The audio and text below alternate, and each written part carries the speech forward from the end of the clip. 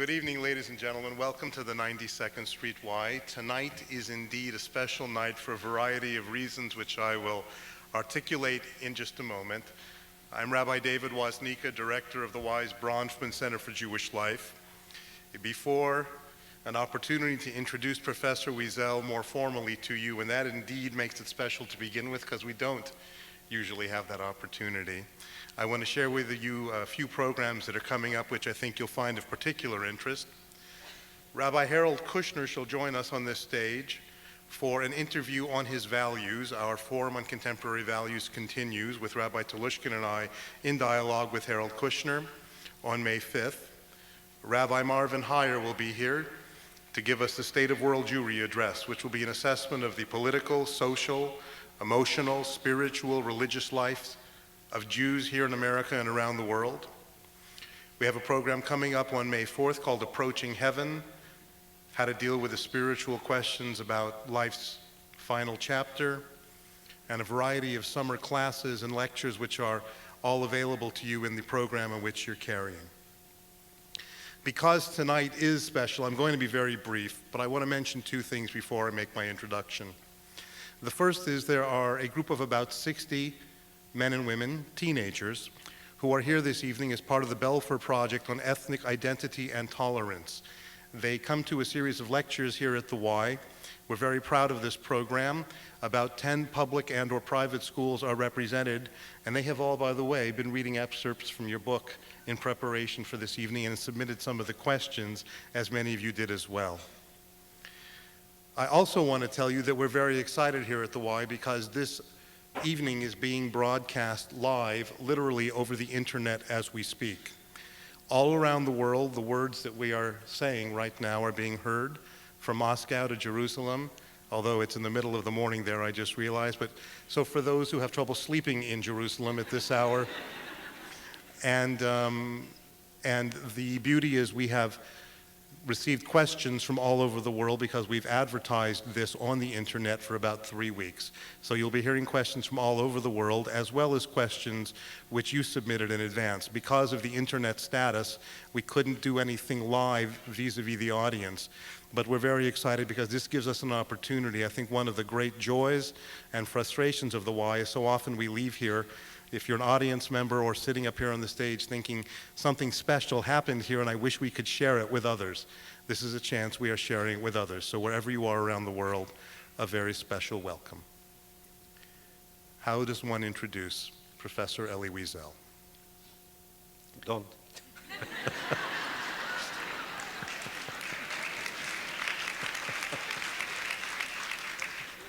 It's a long way from Sighet, Romania to New York City.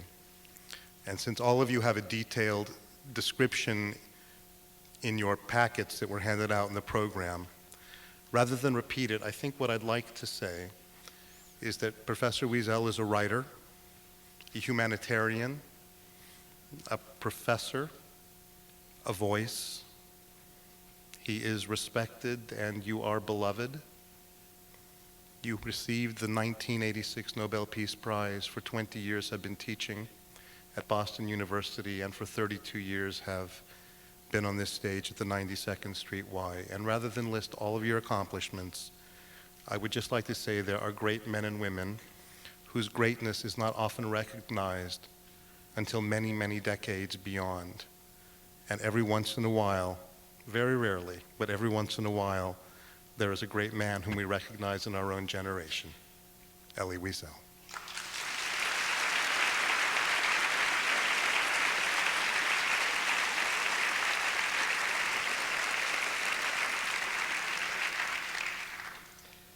In other words, maybe I'm not so great. Some of you may know that this is not the usual manner in which I try to study and learn together with you. Usually I come out alone. Usually I'm not introduced. And usually I'm not asked questions. Now, Manishtana. Why is this Thursday different from all other Thursdays? I hope maybe since I said Manishtana, there will only be 4 questions, which is all right. And I will... And then I would give the usual answers, enough. We can continue. But of course, it is good to hear. I like to hear what you have to say, the questions that you have. The usual way is that I would come out and take one character of the Bible or the Talmud or the Hasidic masters, and that would be the only subject of the evening. But tonight, since it is an evening of questions in plural, there will be many, many questions, and who knows how many characters will appear as links between one question and the other. I haven't seen them. It's totally unrehearsed. I hope you understand that. So I'll be as surprised as you, if not by the questions, at least by the answers.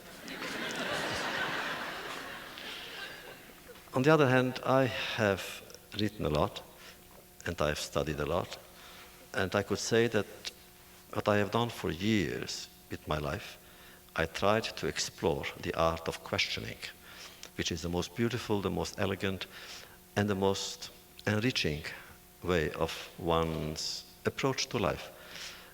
Somebody who has no questions is boring. You need questions, and then the questions become not only a way of life, not only a way of study, it is something else. There is quest in questioning, and I love the word quest. We are all participating in a quest. In ancient times, we would quest for truth, the Greeks and the Hebrews, the Jews. A quest for peace, a quest for meaning, a quest for friendship. Quest is one of the most beautiful words that I know in human vocabulary. And there is quest in question, which means we are in a quest for the meaning of the question. And some questions are so good that they don't need answers.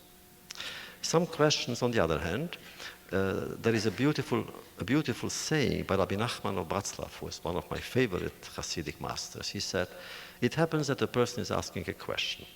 100 years later, another person is asking another question without knowing that that question is an answer to the first.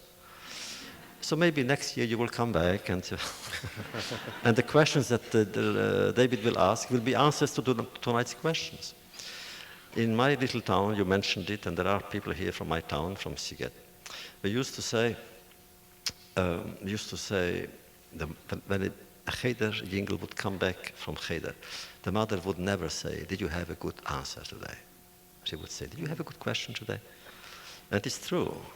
A clever and intelligent boy or girl was the one who asked the questions. On the other hand, if you push it too far, there was a man, I remember, we called him a Meshuggah, a crazy guy in our city, who was actually a yeshiva bocher. He was a very, very great, erudite young student. And one day he came running to us. He said, I need somebody, what is it? I said, he said, look, I have a great answer. Who has a good question? So maybe this is the time, therefore, maybe to usually, what we do usually, we stop for a second to allow those who are not in to come in and bring their questions, and then we shall continue.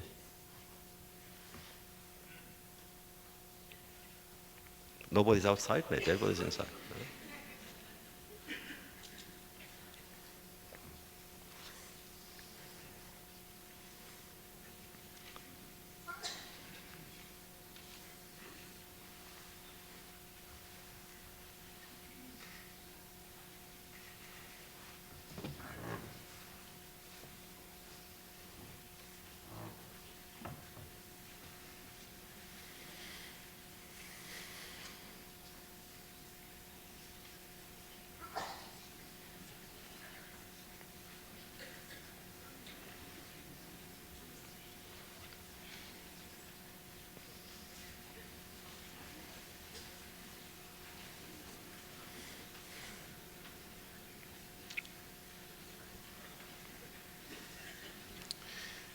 Just a reminder, my friends, that these are questions that both you've submitted. I will try to at least read to you the city or country that the questions originate from.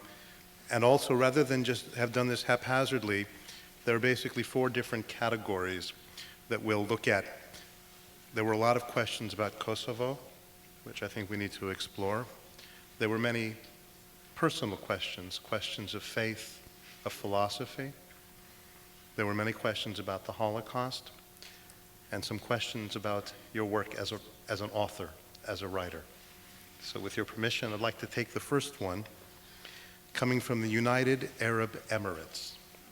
About my work, I hope. Is that author? Not politics? Not yet. The question is, can you lend your moral authority to the denouncement of the Serbian brutalities now taking place in Kosovo? Whatever moral authority I have, I think I lent it. I mean, I gave it. I believe that what is happening today is scandalous.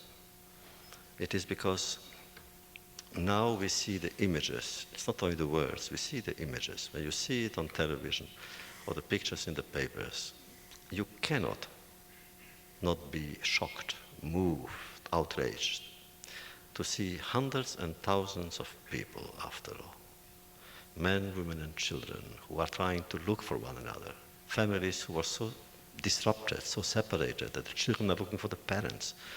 Parents don't even find themselves, husbands and wives. And some disappear totally, we don't even know where they were. There is a certain desire on the part of some to say, well, this is exactly what happened, let's say 50 odd years ago. And I resent that comparison. I'm against analogies.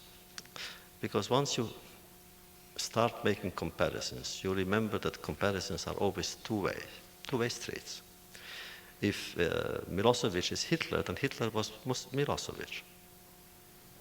You cannot avoid that. Mm-hmm. If Banja Luka in Bosnia, when I went to visit that camp, it was called in the press, it was called Auschwitz. If that was Auschwitz, Auschwitz was only that. So I'm very careful with words, I try to be. But there's no doubt that whatever is happening there is an atrocity.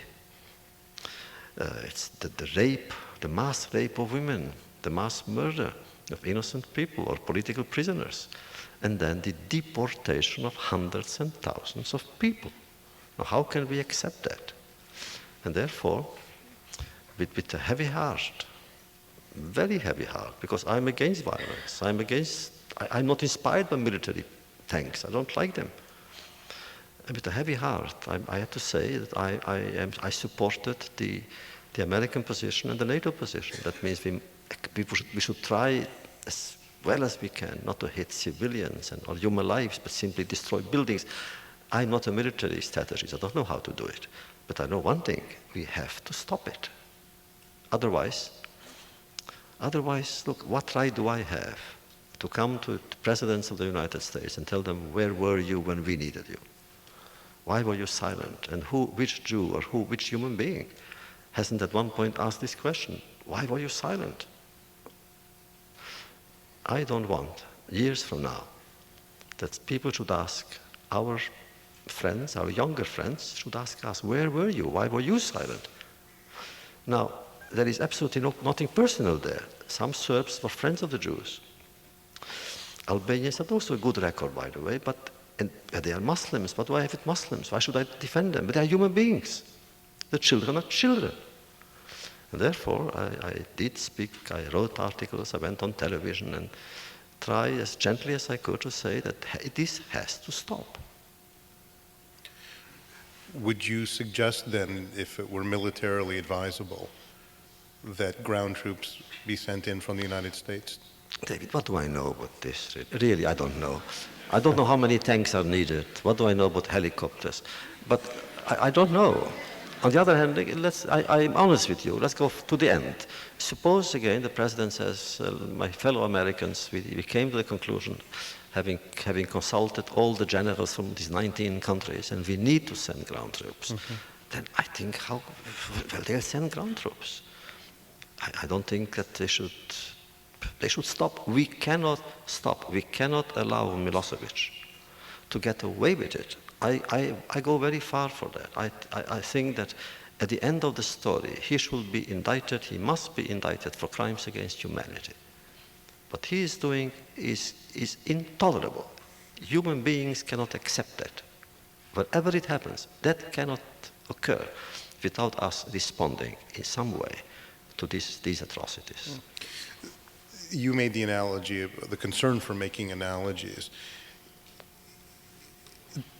Is it difficult to suggest, or is there a conflict in suggesting the uniqueness of the Holocaust and therefore people trying to learn universal lessons from it? Yes, I believe it was a unique tragedy with universal applications. That has been my view from the very beginning. I remember when President Carter appointed me chairman of the Holocaust, of the President's Commission on the Holocaust, which I didn't want to accept. I argued with him then. I didn't want it. It's not for me. I'm a teacher, I'm a writer, I'm not a public figure.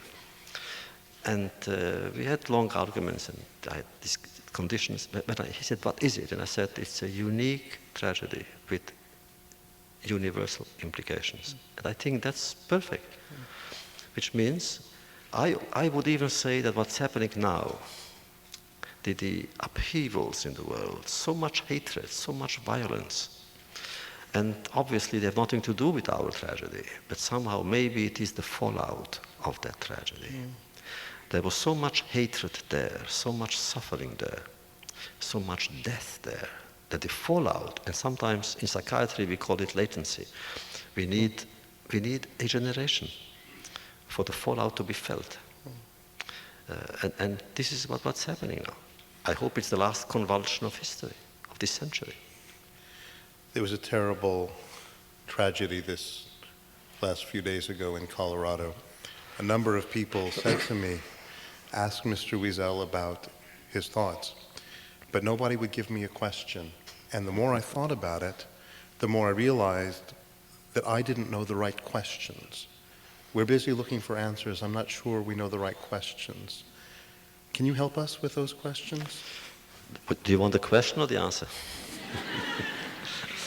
I'll give you the answer first, then we'll have to find the question.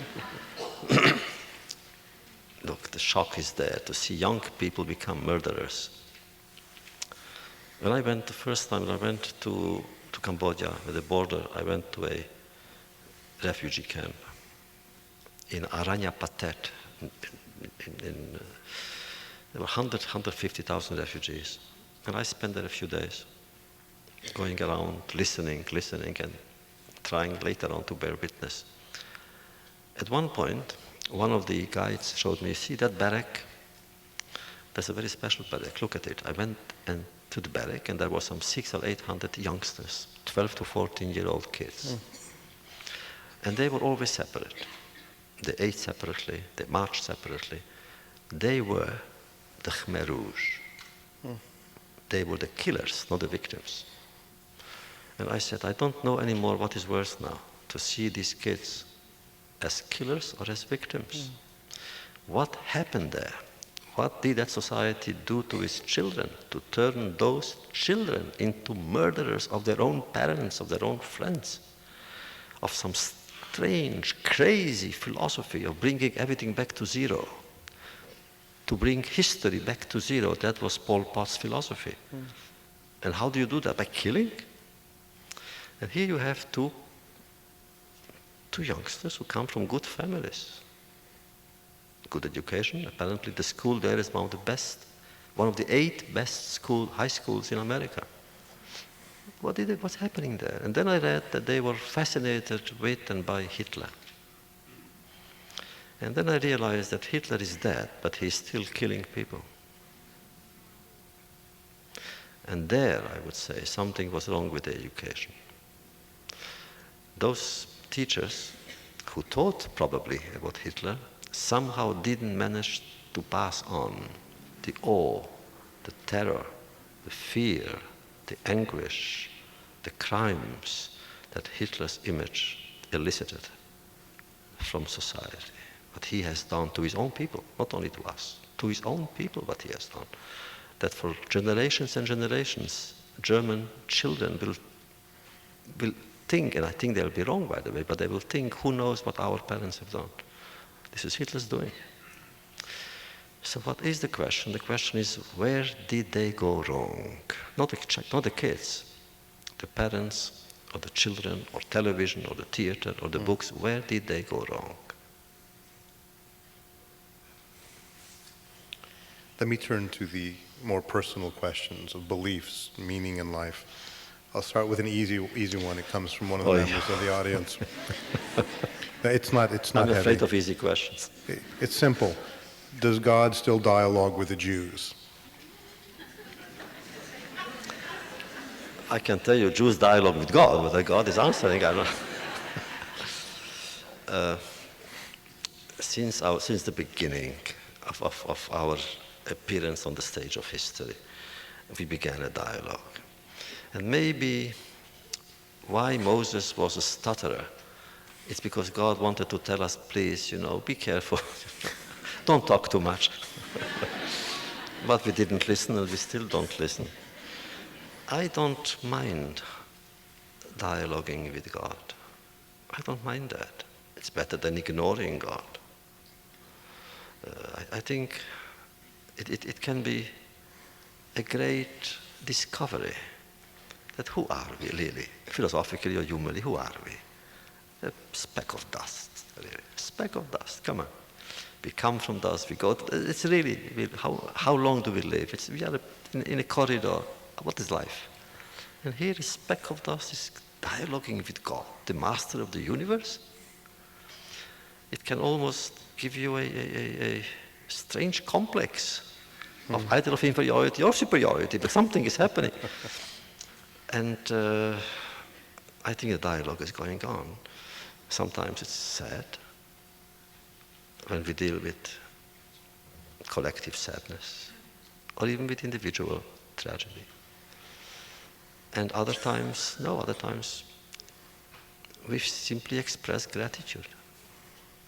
I remember the first prayer that a Jew is saying in the morning is Modi ani lefanecha. The first word, I thank you, God. Thank you, God. And at the end, the dialogue is inspired, for me inspiring, because we always use words that we have inherited, that we have received from our ancestors. We don't invent words. We use Job, we use Jeremiah. And look, they knew how to dialogue. Their text.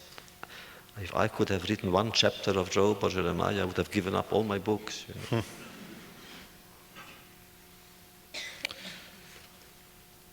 Someone wrote in also from the audience about Jonathan Pollard. The way they phrased the question was to ask you what was his present status and his emotional, physical condition, and considering the political ramifications of his imprisonment, do you think he will ever be freed? By the way, the writer then wrote, I am your devoted admirer. I went to see him twice. Once when he was in the maximum security prison in Marion, Illinois, and the second time when he was already in a medium security. I went for the first time with mixed feelings. I think he should not have done what he did. I think Israel should not have employed him. He shouldn't have proposed this. If there is one country in the world where Jews should not spy, is America. We call it, in our tradition almost, Galut shel Chesed. It's a very special exile which is ours here. It's very special, and I don't think that we should do that. Now, but nevertheless, it was before Passover that, I remember it was before, a week before Passover. And I remembered, again, my father was involved in communal affairs. And every Saturday, every Shabbat afternoon, he would go to the prison to visit with Jewish prisoners. My sisters would go to the hospitals. They would bring fruit and whatever. And we also had an asylum for insane people, and I would go there. I may have stayed there. But they were all, again, why? Because the idea was, and that we inherited, we believed in that no person should be alone. Even prisoners should not be abandoned. They shouldn't be alone. So that's why they went, my sisters, to there, I went there. And here I said, here is Pollard. He may have been wrong, but he tried to help. He tried. He came to a conclusion that he needed to give Israel certain documents which Israel needed for security. He was wrong, but he had, I hope, good intentions. What right do we have to have him alone? So I went there. And it's frightening. That prison is frightening. Even as a visitor, you go in, it's frightening. They treated me well, the warden came, I didn't have to go to be searched. But, when you hear the doors opening, the iron doors, my God. And there Pollard came in. And I said to him first, Mr. Pollard, please, don't tell me things I shouldn't know. I don't want to. Because always, although the warden said, nobody will, you can't speak freely, I didn't trust the warden. I thought there must be some microphones there. I said, don't tell me. And then we talked and we talked and we talked. After a few hours, there is a law in a law in the Talmud. A person should never leave his friend without teaching him or without discussing a dvar halacha, a certain halachic question, which pertains to the law and so forth. So I said to him, let's study. What can I give you? Let's study. Since it's Passover, let's study the Haggadah, the story of Exodus. And just then I was working on the Haggadah with my friend Mark Potwell, who was doing the great illustrations, the drawings, and I was preparing the commentaries. So I said to him, look, what a strange story that is. It begins with a drama, almost a cosmic drama. Egypt in turmoil, a people of slaves becoming independent, God bringing us to Sinai. It has, the magnitude of extraordinary events. And how does it end? With a silly story, Chad Gadya. A silly, childish story that my father sold a goat, and then came that, and then came the cat, and then came the dog, and then came this, and fire. What is this? It begins so great and ends like that? Like a joke? I said, we must understand the meaning of the prayer, of the song. What does it teach us? That everything is connected. In life or in history, everything is connected. He told me then something which really moved me very deeply. He said the first year of his imprisonment, they kept him in a hospital for insane, or for a prison for insane, and for a year they kept him naked. That touched me deeply. That he was sentenced, but humiliated. Why naked? I went to see President Bush. He was then president. And I said, Mr. President, I would like to plead on behalf of an unworthy person. And I told him, without saying what, I said to him, look, again, he did terrible things, but he already paid his due, he paid his price, and also he kept him naked and so forth. Who is it? I said, Pollard. And then he gave me to understand, he said, I don't understand, he said, I didn't know that the Jewish community cared about him. And that was true then, in the beginning, because Israel was so embarrassed. And the American Jewish leadership didn't want to hear about it. Now it's different. At that time, they didn't want to hear it. Well, so I began, what can I do, write letters and so forth. Then I went back to him together with a friend of mine, Bernie Fishman, who was one of the best humanitarians that I know in America. And there, Pollard received me with a heartbreaking greeting. He said, I wanted to see you because I want you to write my epitaph. What will happen now? I think my feeling is he will not stay long there. I think that he will be sent to Israel. When, I cannot tell you. I don't know, simply. If I knew, I wouldn't tell you anyway. But, but I don't know. But I think I think it's being solved somehow, because he almost went back, and that the intelligence community was against it. But my feeling is At least it's my hope, my wish. Someone asked, we spoke about God and Jews dialoguing with God, if you felt you had a personal relationship with God, and if that had ever changed in the course of your life. No, I do have. I still have a personal relationship with God, sure. Look, otherwise, why pray? And not only that, really. I imagine philosophers, and I studied philosophy, but I mean, philosophers can have an abstract notion of God. In medieval times, philosophers tried to prove God, and they proved so hard that they proved against it, you know. Either you believe or you don't. If you don't, you don't. If you do, you do. But it is personal. We say, you know, I and thou, Baruch atah, you, thou, and I. It is the child in me, and I remain the child from my little town. Well, God, what do you mean? I didn't visualize, I didn't imagine, but I knew that God is not a person. But for me to be a person, I must speak to God. And later on I understood that for me to be a person, I must speak to my fellow human being. And in speaking to my fellow human being, I come closer to God. Which means it is the other who determines my humanity.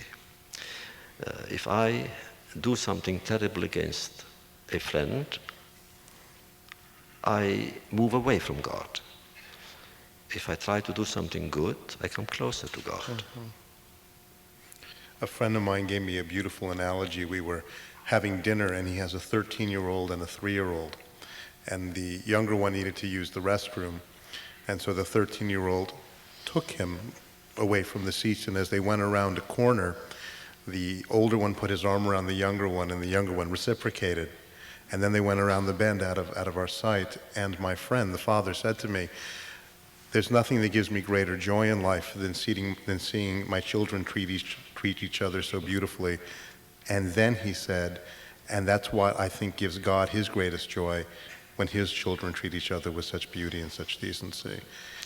What would you say? I wonder how much joy he has these times. What would you say to someone? In my own classes here, I often ask our participants, the students, to write their own theology.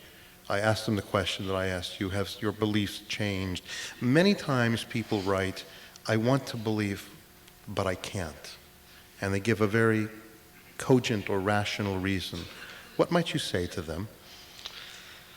If one can't, one can't. I wouldn't know. I would simply say, why can't you? And then if I were to discuss the reasons, I think, with some help, I could show that person that the reasons are not good reasons. Because those very reasons should move him to have faith, rather to negate faith. But in general, one doesn't discuss faith. How can you discuss faith? You know, I always think of Kafka. Kafka says one cannot speak of God. Well, at best, one can speak to God. But of, how can you discuss of? Really, who are we? He wasn't the first, Maimonides or he said it. Someone wrote in from the audience asking if you believed that the Jews were the chosen people, and if so, what were we chosen for? I don't believe that. No, I think every people may be chosen. Look, it's simple. I don't want us to be triumphalists. I think we should always be humble. And in choosing this humility, one should become the brother, but not the master of somebody else. Now, we receive the Torah. Of course, look, Shavuot is coming and we receive the Torah. And that makes us special. But why us? So the Talmud, you remember, it's so beautiful. The Talmud says that God actually became a peddler. The Talmud, you know, is iconoclastic. It's the greatest iconoclastic religious book in the world is the Talmud. God became a peddler. And God went from one nation to another saying, take it, take it, take it. And they said no. So he came to us, okay. Which is very good. That means we took it. Oh no, we didn't want it either. We said no. God came. We were the last. Take it now. And then God said, Kafalem harke gigit. He lifted up Sinai and turned it like a kupol. And he said, if you receive the law, it's okay. If not, you die here. So what choice do we have? So once you say that, it's no longer chosen. Come on, then we were forced. Jean-Paul Sartre, Havdil said that we are condemned to be free. It is interesting when I reflect on it, I think why God would give such a revolutionary idea to such a weak people. If one had an idea today that we wanted to revolutionize the world, we might give it to the Americans, the Chinese, the Russians, the Soviets. And then it occurs to me that perhaps if that idea had significant impact on the world, we might attribute it to the power and the strength of the people. By giving it to, forgive me, a group of schleppers in the desert, impoverished, former slaves, we might learn that it wasn't the Jews that changed the world, it was God and Judaism that changed. It was the idea, the power of the idea, rather than the power of the people. Well, you could also say you always begin small, then you go large.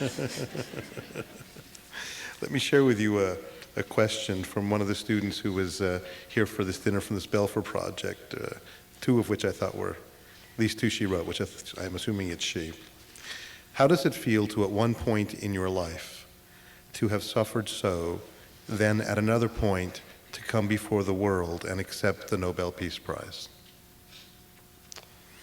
Oh, you feel the world is crazy. Look, I'm sorry. I think I've said it here, but when I came back from Oslo, if anyone had told me when I was still, let's say, a young yeshiva, a student in my town, what do you think will come first, the Nobel Prize or the Messiah? What do you think I would have answered? The Messiah, naturally, sure. But on the other hand, it's true that it's in one life to go from there, from one place and then, but you don't, I would have given up all the prizes in the world and all the honors in the world for one life for one person that, let's say, would not have been taken away.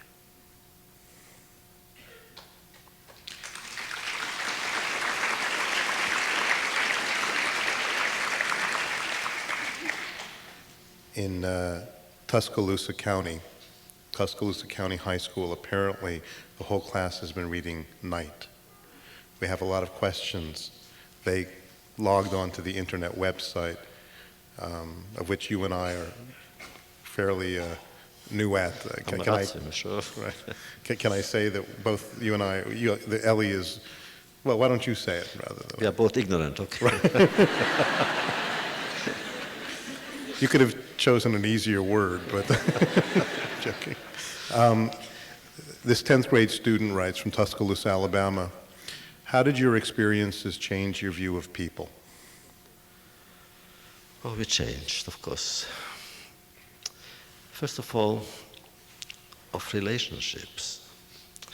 I didn't have a single non-Jewish friend. I didn't go to school almost. I went only to Cheder and Yeshiva, and 1 month before the exams we had compulsory education just to learn quickly mathematics, geometry and geography, learn very quickly and forgot everything immediately, just to pass the exam. Then I was afraid of Christians. I really was afraid of Christians. If I would not even go near a church, I would change sidewalks. I was afraid of them. And look, for good reasons, we must say it, for good reasons, because we knew we felt it for generations and generations, what the church fathers, and later on the anti-Semitism of the church, now everybody knows about it. The church changed now. But then it was there. So now it's different. It's different. I'm a Jew, and I try to be as much Jew as I can, meaning study and live Jewishly. But to me, for a Jew to be human is to be Jewish. And for a Christian to be human is to be Christian. For a Buddhist to be Buddhist. Again, without any triumphalism. Simply to say that we are here, it's a very small place that we are in, and we try to live together and not to kill each other, not to humiliate one another. So it changed. That changed a lot. Now, I was last week, 2 weeks ago, in a university in Chicago, a Jesuit university, Loyola, to give a lecture there and so forth. And it's not only that I came there, but that they invited me and that they prepared a kosher meal, hadrin minam hadrin, as we say. Well, really, that's something that happened in the world has changed. On the other hand, during the war, it was only normal for us, let's say, to start seeing in the other an enemy, or at least a collaborator of the enemy, or somebody who doesn't want to be my friend. I was suspicious. I was afraid. And normally I could have stayed like that. And that changed. I do not see in a passerby an enemy with a sword with a knife in his hand. No, be he or she Jewish or not. I don't see that. I see that we are all really, we can talk, we can use the same language, we have the same gestures, and we listen to the same music, and I have my way, he or she has their way, and mine is not against theirs, and theirs is not against mine. It's simply my way of accomplishing my condition, of fulfilling my destiny. This is what I learned a lot. That has changed. There were many questions about the Holocaust. I have to acknowledge my own discomfort with asking questions about the Holocaust, because as you have said on many occasions, forgive me for paraphrasing, but as I recall, to talk about it too much can trivialize it. And so I ask these questions because they're clearly on the mind of others. I was going to say we'll now turn to another subject, and the reality is it's not another subject, and I don't know exactly how to introduce it or how long to speak about it. But it is clearly something that we think about, clearly something that we look to you for guidance in. This one is a combination of the personal, this question from an audience member, as well as the philosophical. He writes, "In Evil and Exile, you stated that your survival of the Holocaust was pure chance. There was nothing special you did and nothing particular that kept you alive. Yet you also hold the Jewish belief that God preordains each soul before birth and watches over it personally. How can you reconcile these beliefs? And do you believe in chance and or destiny?" I am not above contradictions. Absolutely, I'm not above it. Sure. But it's true, it's contradictory, so what? So it's contradictory. But it's true. I really believe me, it's the truth. I haven't done anything to survive. I was always weak. When I was a child, I was always so sick and so weak that my poor parents, would take me from doctor to doctor. I discovered geography to the doctors. We went from Sziget, we went to Szatmár, from Szatmár to Klausenburg to Budapest, always finding doctors because I was always sick. I suffered from migraine headaches and from this and that. I didn't eat. And for me, I would have been the first candidate to go. But the first part, I was with my father. And that is what kept me. I knew if I die, he would die. And therefore, I lived. But I didn't do anything, which means I never volunteered for anything. I never dared to do anything. I was afraid of being beaten or something. So it's really sheer chance. what did I do that was, let's say, daring? With my father always.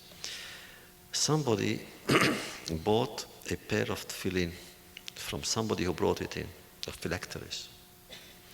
And we would get up, my father, I would get up before everybody else and go and stand in line to put on tefillin and wear tefillin and say the brachot. You know very well, this is not one of the commandments for which one has to risk one's life. Why did we do it? I don't know. My father did it, I did it with him. That was the only daring things we did. But otherwise to go and expose oneself, I've never done that. Afterwards, when he died, I didn't live. In Night, which you are reading there, the last period is maybe 4 or 5 pages. It's 4 months, January, February, March, until April. Because I didn't live. My father wasn't with me. And I was literally handled by destiny. Now, and God in all that. You think I know? I don't know. In one of my books, there's always a character who says all the time, and God in all that. Where is God in all that? I'm asking this question too. I'm asking your question. Where is God in all that? And I don't have the answer. So do I believe in preordained? Look, I believe both that God knows. God is God, so he knows. He's omniscient, he's omnipotent, all of these things. He's more than the sum of what we can say about him, naturally. At the same time, we are free. He wants us to be free. So how can we be free? It's an old question in philosophy. And believe me, they haven't given an answer. The only answer was, I think, the Maharal of Prague gave a beautiful answer. He said that, imagine, if you can imagine, God simply having us so close and so far away, close for him but far for us, that we think we are free, but God knows. So his freedom does not act on mine. It's one of those answers, but the truth is there is no answer. One of the students who is whose grandparents were Holocaust survivor asked me to ask you, or to tell you that her father or her or she purchases German products, and their hatred for Germans and German culture is so strong.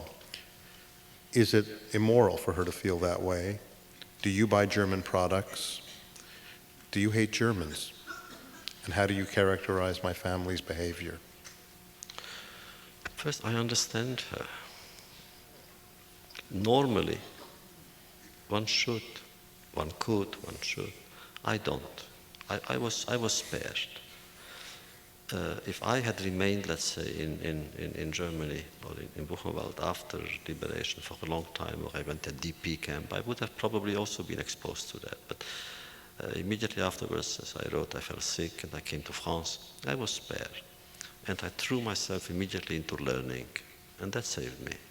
So believe me, I have absolutely no hate for a group. I cannot hate a group. I cannot, never have.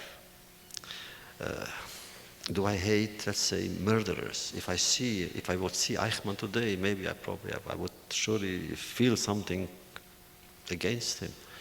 But to say I hate Germany or Germans, I don't.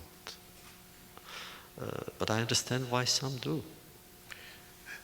But remove the hate part of the question for a moment. She's also asking if Germany should be supported. In other words, by not economically supporting them, by not buying German products. I've often felt that as long as it would bring a tear to the eye of any survivor, that I wouldn't buy a German product. Not for me, but because it might be troubling to them. Is that something that makes sense? Makes sense, sure.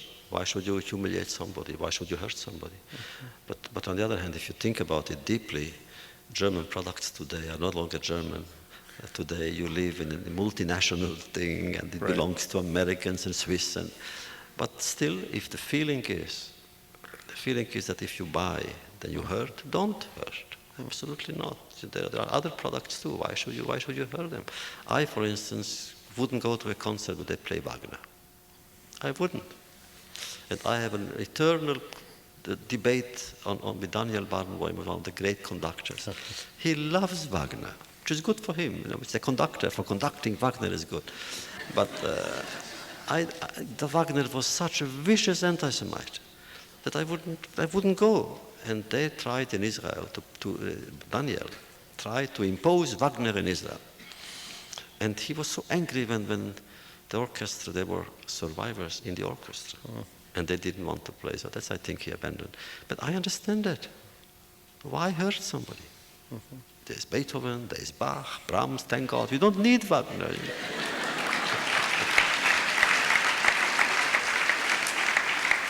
Also, one could make the case today, there are many other countries that Germany has been a very supportive country towards Israel. There are many other countries which are not supportive, and that a case could be made not to buy some of their products and indeed to support Germany. So it's not a fully rational, it's a dignity issue. Sure. That's why I understand if a survivor or a family says, look, we cannot, please go ahead.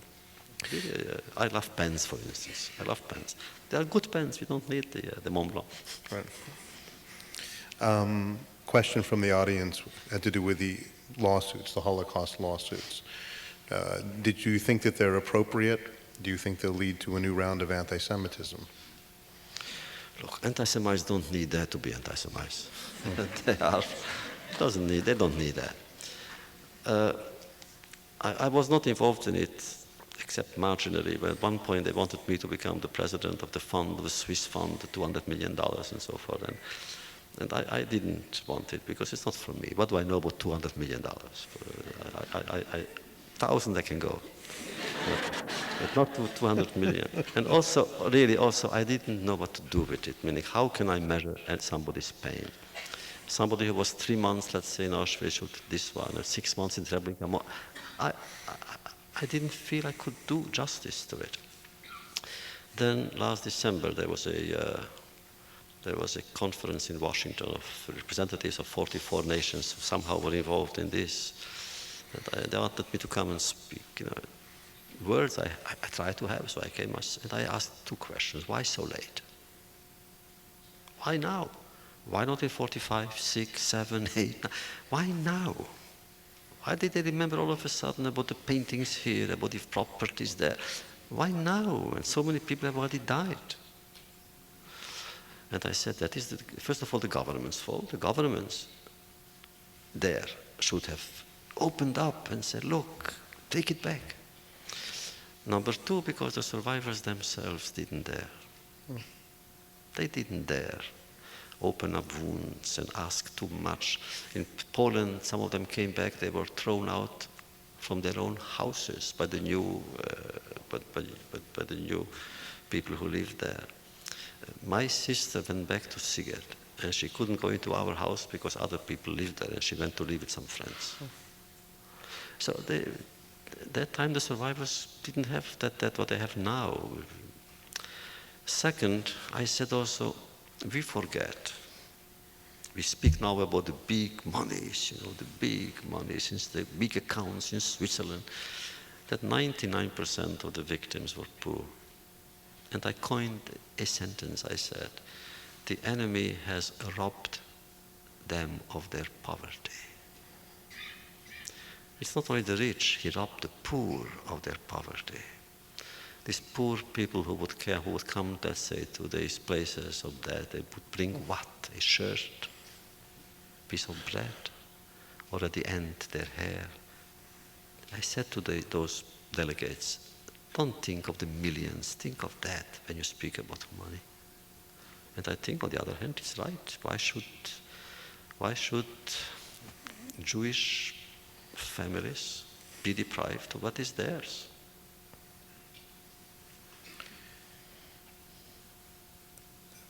From Omaha, Nebraska, I feel like Larry King for some reason. I feel I need my suspenders. Actually, it's cute to say something funny because this person asks, did you see the acclaimed film Life is Beautiful? And if so, what did you think of it? I didn't see it. I'm so glad I didn't see it, because wherever I go, they ask me. So I don't know, I'm going to see it, but I haven't seen it yet. Do you have any thoughts is it a fair question to ask you, All questions are fair. Right. Is there a reason you haven't seen it? The reason is I am not a moviegoer. Okay. That's why I go rarely on television too. I don't like it. I like words. I'm afraid of images. I still belong to the 19th century, not to the 20th century. I was simply thrown into the 20th century. Via email from Lebanon, Pennsylvania.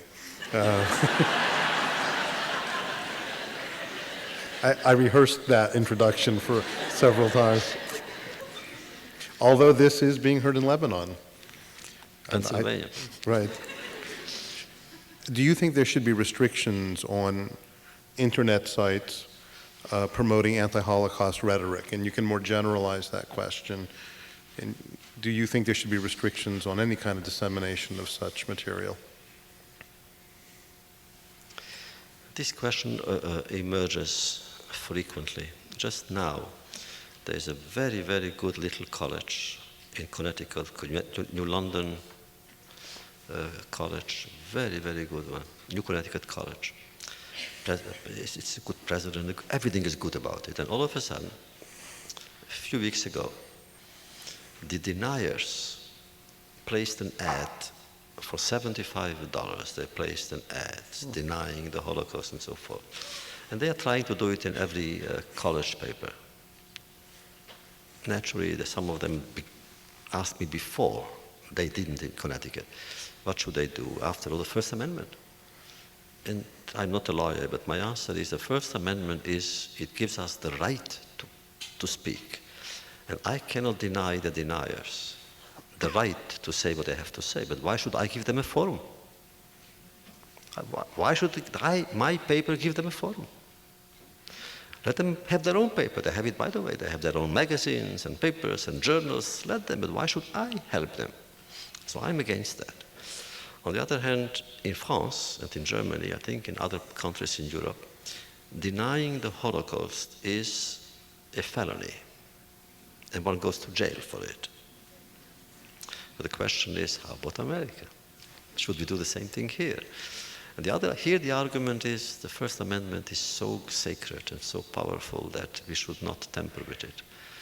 All the lawyers, all the libertarians and all the human rights lawyers say don't tamper with the First Amendment because the deniers will they will vanish, they will disappear, they won't last long. But the law must remain.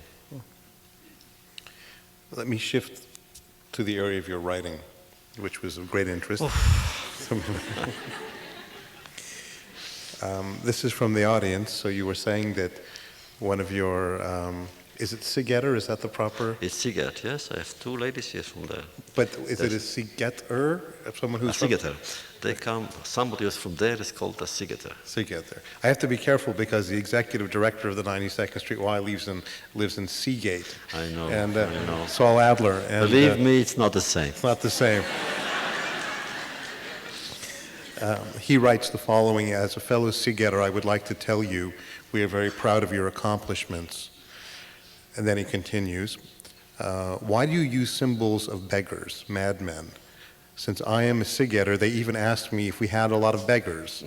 Of course we did, but you must have a special reason for using that metaphor so frequently. Oh, I love madmen in general, and they love me. That's my problem. I answer every letter, and I see them, and they come to see me, but then they want to come again. That's the problem. The beggars also, look, my beggars and my madmen, of course, are mystical beggars, mystical madmen. It's not, you shouldn't see it as a figurative image of Sigetter. We had our beggars, we had our madmen, but they were not mystical. In my case, they're all mystical. A beggar is a wanderer, a messenger, who goes from town to town, brings stories, brings words, brings smiles, brings mystery. That's the beggar. And of course, the beggar is what? The beggar may be Prophet Elijah, who is always disguised as a beggar. Or it may be one of the 36 just men, thanks to whom the world subsists, who must be unknown. And they live always as wanderers. Where they eat, they don't sleep. Where they sleep, they don't eat. So therefore, I choose these people. And the same thing with the madmen. And there are other reasons as well. The first, among the first to be taken by the enemy were the madmen, and the children, and the old people. And therefore, in all of my novels, I give them a roof over their head, and I give them identity. Since they were the first victims, I want to come and say, look, at least I am your friend. The people expelled you, people rejected you, come in. And therefore I glorify them.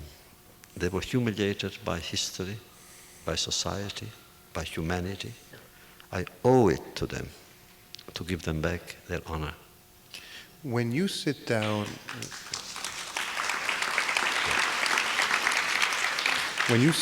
to write, how many novels have you written? I think 16. So I've written 40 books and 16 or 17 novels. And I believe that I read there are 30 books written about you, incidentally. That was a while ago, so more. When you sit down to write, They look like novels, it's okay. No. when you sit down to write, do you know the ending of your story? No. How do you do that? You just sit down and... I hear a melody. That's how it began. Every book is a melody. I hear a melody. If the melody is there, I write. If it's not there, I write and write and write, wait for the melody. And then the melody comes. Once the melody comes, I know the book is there, and then, I bring in characters. But you do it in a specific fashion, do you not? Do you start in the morning writing, for example? I'm a disciplined person. I'm very disciplined. I write 4 hours a day. Sometimes it's not good. Often it's not good. But I sit and write 4 hours a day. I study 4 hours. That means I'm terribly disciplined.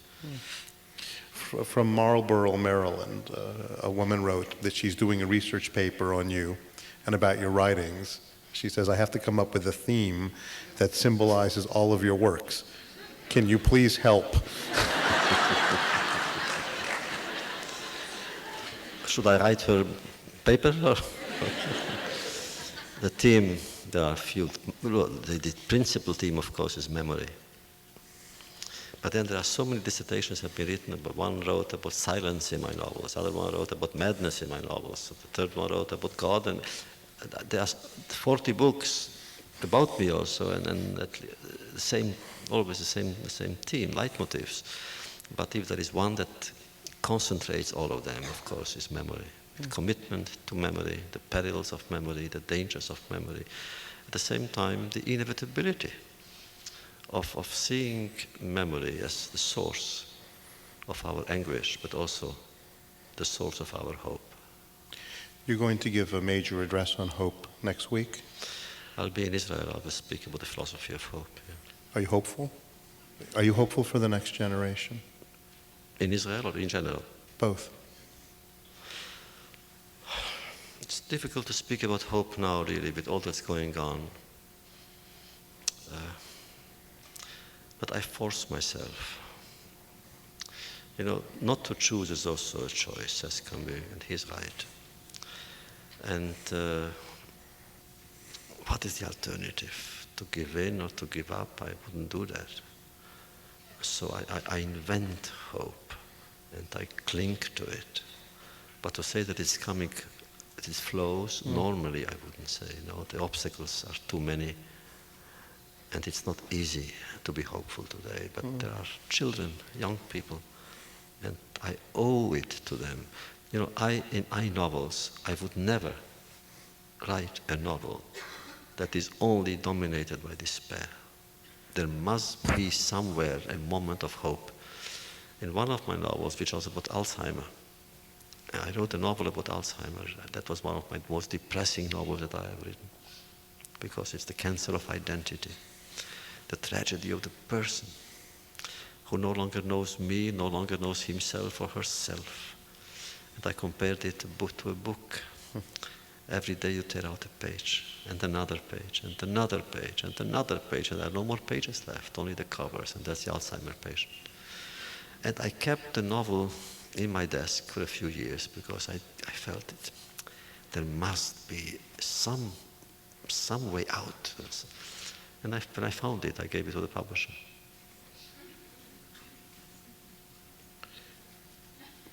When you reflect back, which of the accomplishments in your life that give you the most joy, in which you take the greatest pride? If it's personal, it's my family, naturally. You know, there was a woman who worked in Mount Sinai in maternity. And she would go there every day, helping those women who needed help. And one day she went to help a woman who had survived the camps and who just had a baby. And she saw the woman from the door outside, saying, the woman picked up the baby, saying, look world, I am not the last. That's something. That gives, of course, hope and joy and a reason to go on. Practically, I think I'm not proud of it, but I think I have raised the consciousness of our tragedy for a generation at least, or at least I was among those who did it. I think I helped the survivors open up and reclaim their place in Jewish life and society. When I began writing, you wouldn't find a single survivor who occupied a national position in America. They were kept almost like poor cousins. They would not be offered or given the honors that they deserved. I asked the leaders of our communities, tell me, how many dinners did you give simply to thank survivors for being alive? When the prisoners came back, or the hostages came back to America, they were celebrated, brought to the White House, they were given everything. Survivors didn't get anything. And I then decided, that's when I became chairman of the commission, the council, I took majority of survivors. I gave them all the chairmanships. At one point I did so much you can't imagine. I couldn't see somebody feel bad because he or she wasn't the chairman. There were more chairmen than members there. Remind me, I was in Cleveland recently speaking at a Jewish leadership conference, and there were 690 people in attendance. And I started off by saying, there's no such thing as just a Jewish conference. Everybody has a leadership conference. 690 leaders. Every Jew is a Jewish leader. No one's just a Jew. Everybody's a Jewish leader.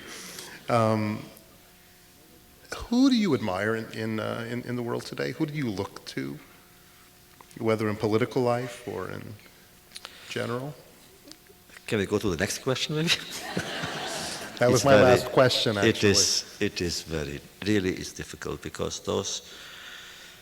I admire people who are unknown, who are not known. Among the famous people, there are not that many leaders, political leaders whom I admire. The values are different, the standards are different. I admire teachers. I have a tremendous admiration for teachers. And those that I really admired were my teachers. And they died, but they remain my teachers. And or let's say my rabbis, my Hasidic masters. I admire Rabbi Akiva. I admire Rabbi Shimon ben Yochai. I admire those people. I admire Plato on the Havd. But today, who is today somebody, let's say, who has a moral voice that when he or she speaks, the world listens without thinking, aha, maybe he wants something. Show me one. That's the problem. That is in every world, in every society, in every community. And I think maybe because in our Jewish community, the problem is that we lost our great men, our great scholars, our great poets, our great visionaries when they were killed age 1, 2, 3. And it will take more than a generation for us to bring up a new leadership. My friends, I have an invitation for you. There is a little wine reception that everybody is invited to in the art gallery following. That's not for people who are on the internet, by the way. It's, have to be in attendance. I will suggest that if introducing you is difficult, concluding an evening like this is even more difficult. So I decided not to conclude it myself. I decided to read to you a couple of comments of people, two of many, who wrote in with comments rather than questions. Tears fell upon your pages, and I often felt that I was really there with you. I'm so glad that you shared your experiences with the world. I know many hearts have been touched by your story. The author is 13 years old. I have no question. I'm just here to tell Ellie, he or she must know you well. It's a first name basis. I think we all feel we know you that way. No? I'm just here to tell Ellie how much his story has touched me. I had no clue. Sadly enough, I never will have anything close to a clue unless I had to experience anything like the Holocaust myself. All I can do is to grow up, to do everything I can to make sure nothing like the Holocaust ever happens again. Rock on, Ellie. You are an amazing person, definitely an inspiration, and thank you very much. I will leave you, I think that sums up how we feel, that you have been a man, who has raised so many questions for us over all these years. And even on a night where we look to you for responses, you leave us with more questions, more doubts. I'm sure people are leaving here tonight with including those listening all over the country and all over the world, with more questions. I think the only thing we know for sure is that we'll reflect on our evenings with you, including this one, with the certainty that we had a very great privilege of spending an hour and a few minutes with a very special person. Thank you, Mr. Wiesel.